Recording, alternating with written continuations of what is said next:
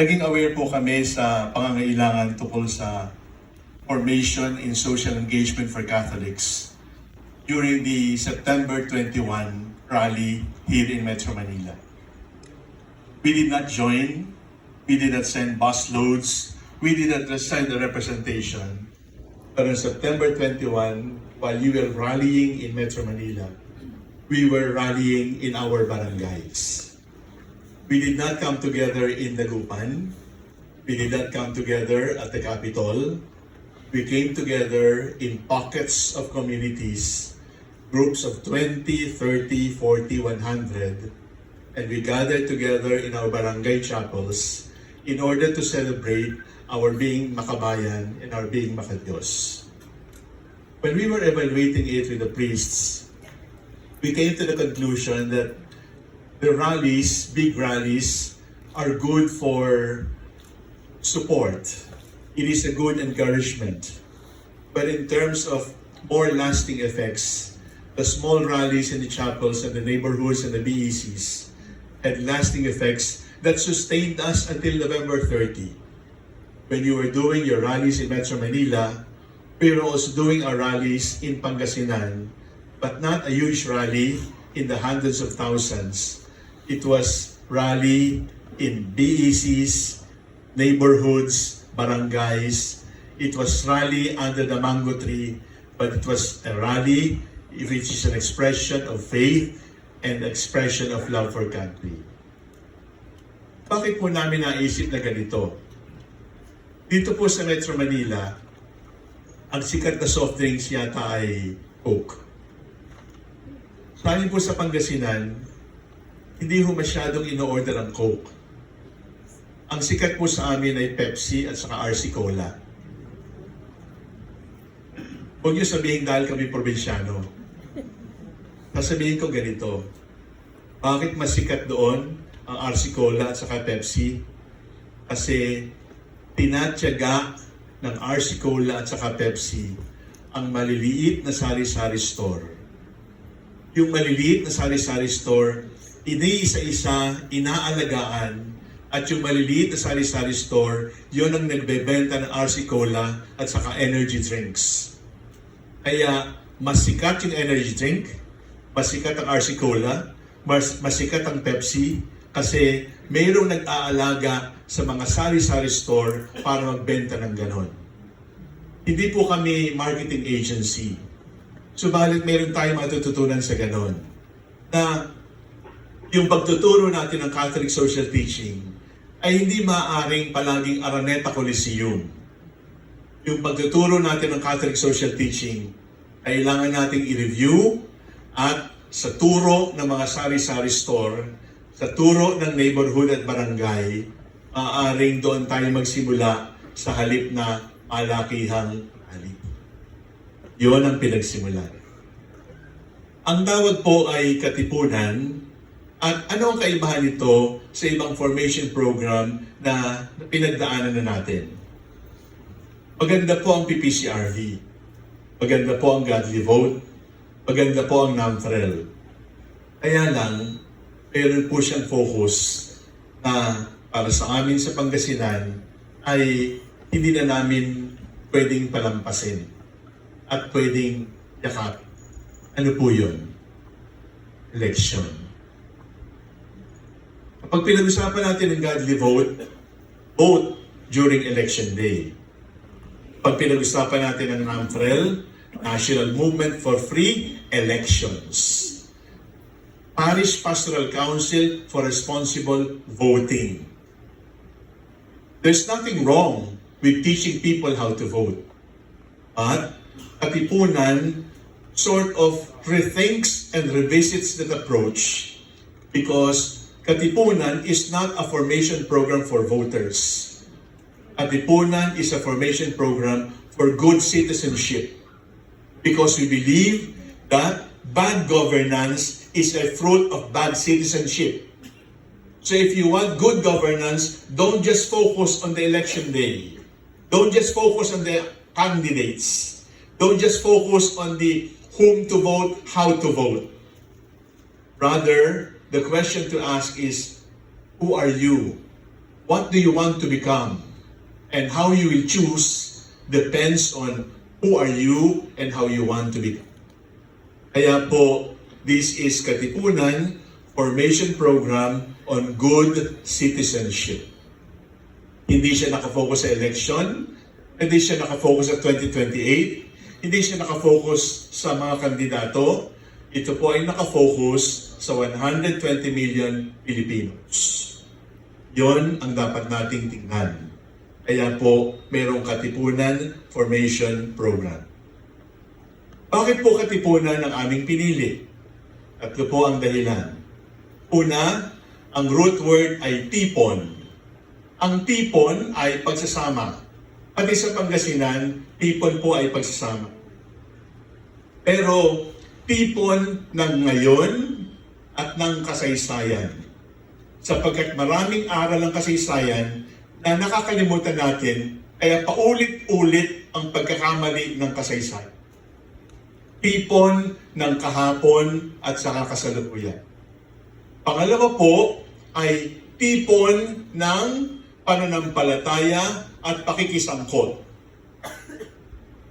Nung kami yung maliliit na bata, tinuro sa amin, Paddy Murphy went to church, never missed a Sunday. But Paddy Murphy went to hell for what he did on Monday.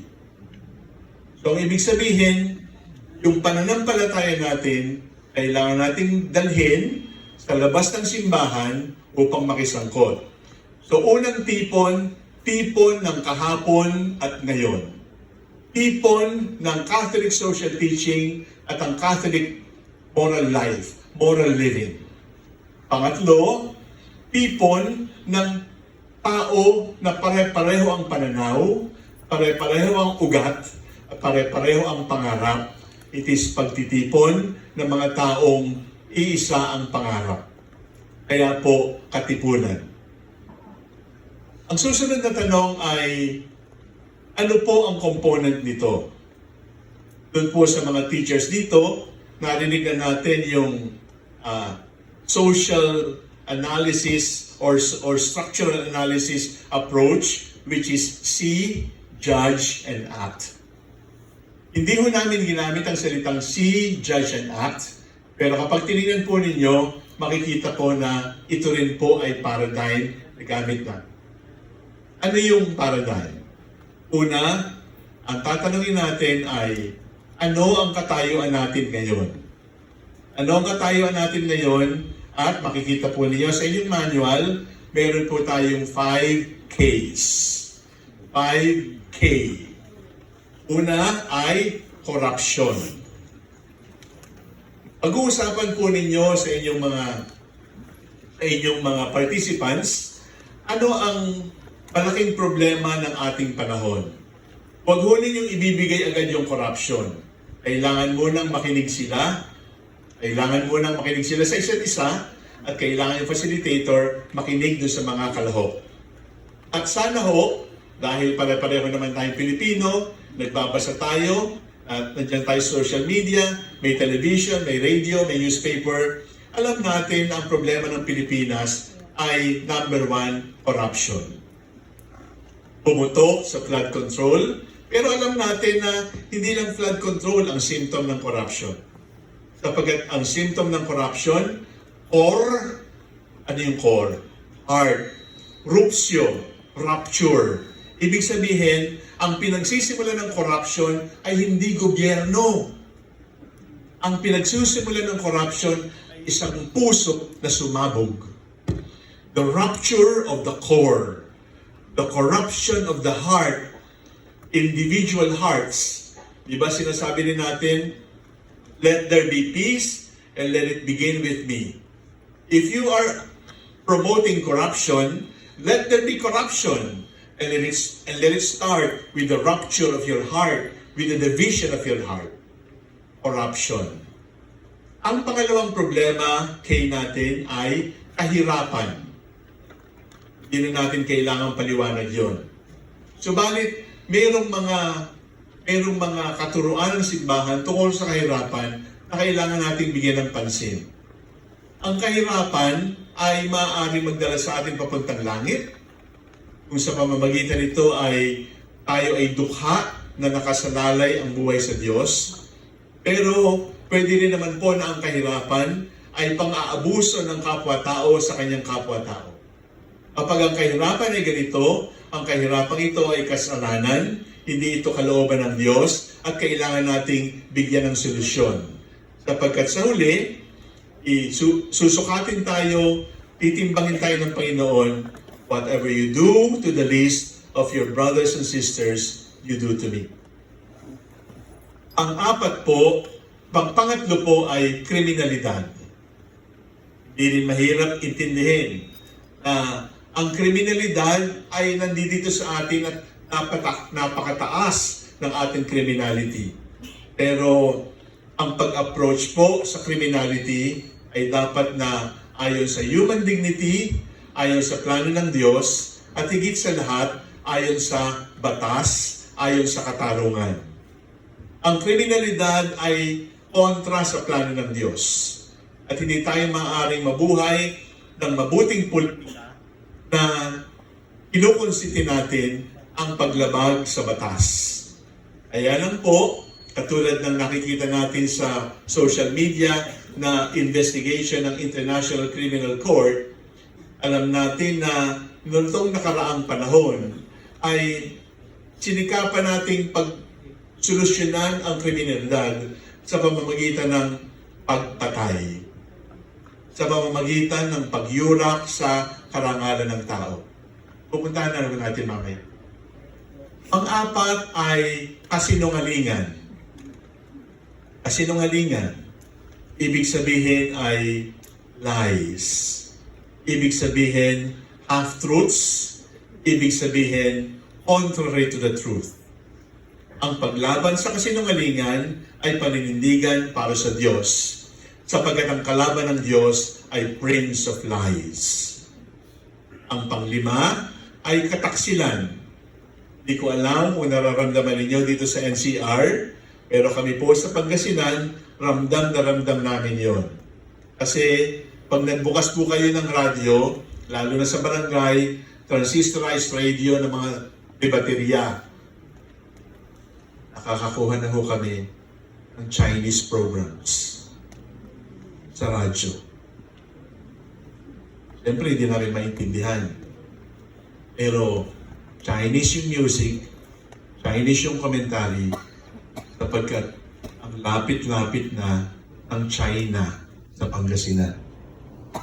Ang aming po mga mangingisda, ang isda sa West Philippine Sea, Aho de Masinloc, uuwing walang laman ang kanilang at malungkot sapagkat sinakyan ng Chinese militia yung kanilang bangka, kinuha yung kanilang huli, at pinagtatawanan sila, pinatapunan na lang sila ng Chinese cigarettes.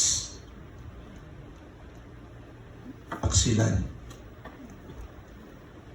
At hindi kailangang China lamang ang banta sa ating bansa. Sapagkat ang mamatay ng dahil sa iyo, ipangako natin sa pag-awit natin ng pambansang akto. So meron po tayong 5K na sana ay papag-usapan natin sa ating mga group discussions.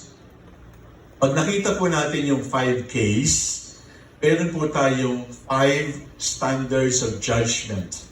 Judge. Ano po yung 5 standards of judgment? 3 pong bayani at 2 galing sa katuruan ng Panginoong Jesucristo. Ang una ay gospel, meaning to say, gospel meaning the 4 Gospels, but also the writings of St. Paul. Ang pangalawa po ay ang Catholic social teaching na itinuturo ni Mose Jerry sa mga seminarista at sa mga katikista na ang ating pagiging Katoliko ay dapat na ilabas natin sa simbahan at tayo dapat na makisangkot. Pangatlo po ay ang Kartilya ng Katipunan. Ito po ay sinulat ni Emilio Jacinto na tinatawag natin sa history, brains of the Katipunan. Meron po siyang standard para sa mga katipuneros. Pang-apat po ay ang True Decalogue. Ito ay sinulat ni Apolinario Mabini. True Decalogue na ibig sabihin po ay ang totoong 10 utos. Hindi naman niya sinasabi na fake yung 10 utos ng mga Katoliko at ng mga Hudyo. Ang sinasabi lang niya ay in-expand pa po niya ang Decalogue para maintindihan natin ito in relation to our society. Ang panglima po ay Code of Citizenship and Ethics. Ito po ay sinulat ni Manuel Quezon, the President of the Commonwealth.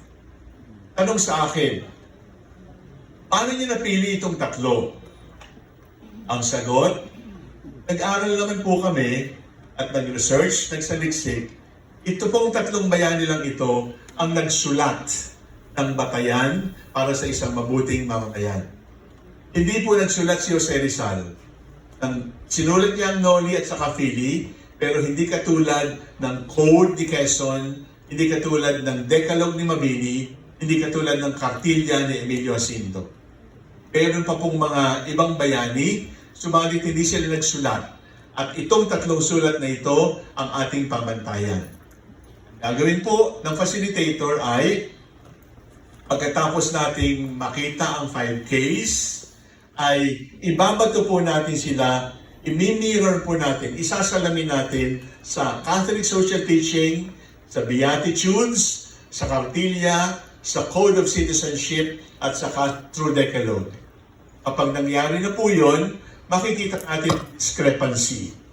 Makikita natin na tayo ay malayong-malayo doon sa standard na ibinigay ng mga bayani at standard na ibinigay ng ating pananampalatayang Katoliko.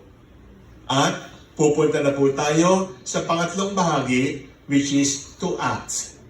Ibig sabihin, pagkatapos mong makita ang problema, pagkatapos mong makita ang standard na dapat nating sundan, pagkatapos makita ang bandila na dapat nating sundan, anong ating gagawin?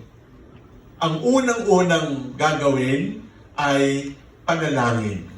Makikita mo ninyo sa manual, panalangin. Sinabi ko rin sa Edsa Shrine. Ang tanong ay, ano ang pinagmulan ni Cardinal Sin at bakit siya among the bishops of his period, siya yung socially engaged? Kasama po niya ako sa bahay sa loob ng 18 years. At alam ko po na palagi siyang nag-aalanganin kapag kailangan niyang magbigay ng homily tungkol sa social situation. Pero alam ko rin po ang pinagmumulan ng kanyang social engagement. Una, magmisa araw. Dumating po kami ng hating gabi, magmimisa pa rin kami. Kahit antok na kaming dalawa. O kaya, pupunta kami sa ibang bansa, kahit saan kami abutin pagdating, pagmimisa pa rin kaming dalawa, sapagkat para sa Kanya, yon ang pinakamataas na pwede mong gawin para sa Diyos at sa bayan. Pangalawa, ay pagdarasal po ng rosaryo. Alam na mga pari dito, no, buhay pa si Cardinal Sin, pagsakay sa kotse kung saan man pupunta, ang simula ay, Lord, open my lips. Di kami nagkukwentuhan, dadasalin na yung Hail Mary ng Rosary, hanggang makarating kami doon sa pupuntahan. Ang pangatlo po ay confession. Ramdam ko na pagkukumpisan siya, hindi lalampas ng 1 buwan. Minsan, sa loob ng 1 linggo, ay magkukumpisan siyang mauulit. Kilala ko po ang kanyang confessor at kilala ko yung kanyang struggle with himself, struggle to ask God to show me the right way. Marami siyang pagkakamali at lahat ng pagkakamaling yon dala-dala sa kumpisal. Ang secret po ng katipunan ay hindi ang formation program. Maaari po ninyong baguhin, maaari ninyong i-revise, maaari ninyong tapon. Wala akong sama ng loob, pwede po ninyong gawin. Pero pangako niyo lang po sa akin na hindi niyo iiwanan ang daily communion, hindi niyo iiwanan ang family rosary, at hindi niyo iiwanan at kakalimutan ang pangailangan magkumpisal ng madalas. I always tell our seminarians that the mark of your spiritual life is not you feel good. Mark of your spiritual life is how often you go confession. Kung kikilos tayo laban sa korupsyon, labanan ng kahirapan, labanan ng kasinungalingan, kriminalidad, at kataksilan sa bayan, saan tayo magsisimula? Di tayo magsisimula sa kukuha ka ng 8-wheeler na truck, kukuha ka ng sound system, at magrarally ka sa EDSA, o sa Santolan, o sa Liwasang Bonifacio. Ang simula ng pagbabago ay yung hindi ka pa sumisigaw, subalit ibinubulong na ng Diyos sa iyo ang dapat mong gawin. Para sa atin dito sa Pilipinas, yes, we are the only country in Asia for 500 years of Christianity. Ang ating mandate to proclaim the gospel. Pero sa ating panahon, pag-isip-isipan natin, baka hindi shout the gospel, kundi whisper the gospel. To whisper the gospel to somebody you love. Kasi ho, yung mga may asawa dito, kung mag-boyfriend, girlfriend pa lang kayo, di ba, pinapakita niyo ang pagmamahal sa pamamagitan ng bulong. At kung hindi na pwede ang bulong, ay titig na lang. Hindi yung makuha ka sa tingin, kundi matunaw ka sa titig. Pero pag lumipas ang panahon, ay pagkatabi, sisigawan. Bakit nagkakaganon? Pagkatabi naman, pwede namang bumulong, pwede namang magtitigan. Subalit nagsisigawan. Bakit? Kasi malayo na sila sa isa't isa. Kailangan nila magsigaw. Ang ebanghelyo ay kailangan nating ipahayag. Pero ebanghelyo ng pagbabago, baka dapat nating ibulong sa halip na sigaw. Sapagkat ang sigaw ay gawi ng magkakaaway. Ang bulong ay pamamaraan ng kanmamahalan.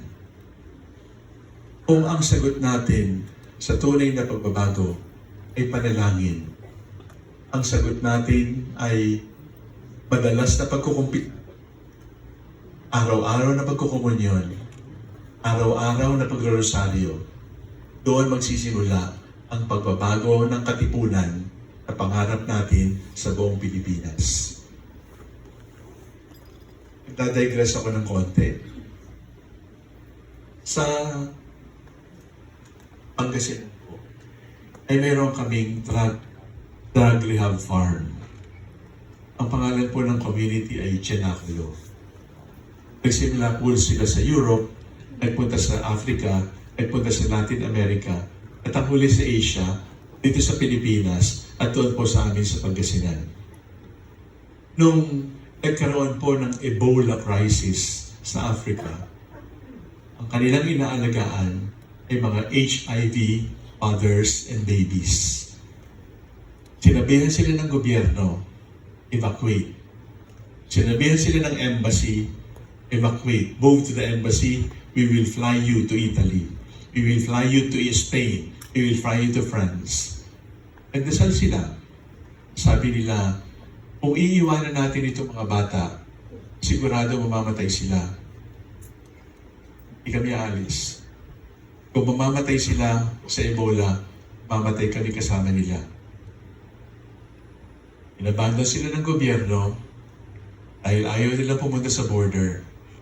Pagkatapos ng 2 buwan, considered dead, pinalikan sila ng Department of Health.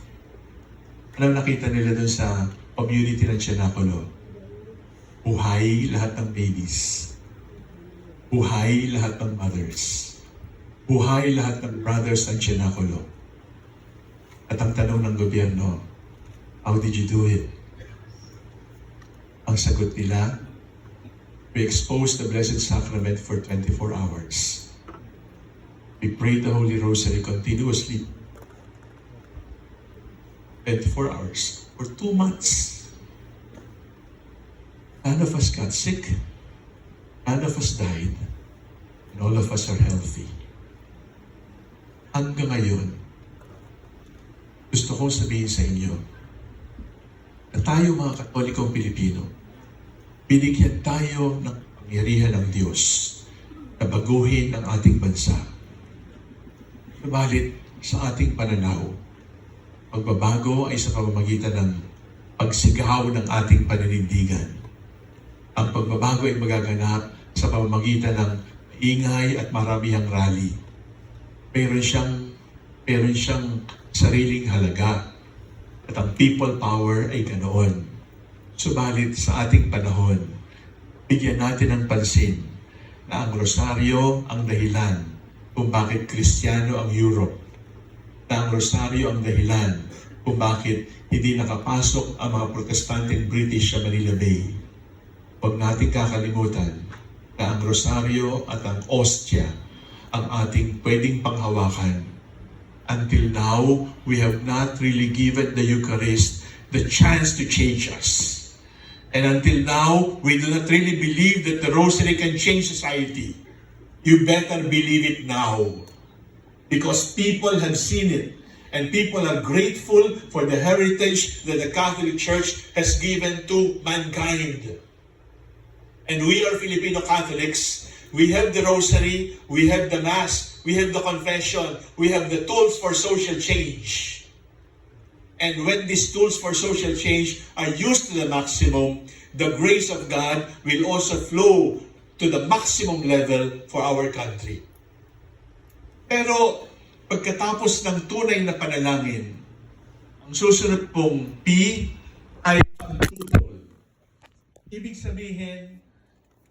sabihin, the gospel by its very nature is confrontational. The gospel confronts.